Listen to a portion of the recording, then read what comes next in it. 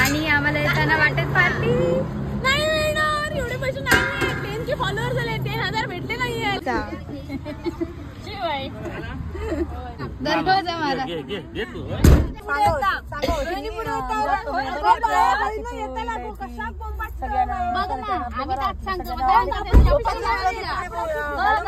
कपड्याची पिशवी द्या.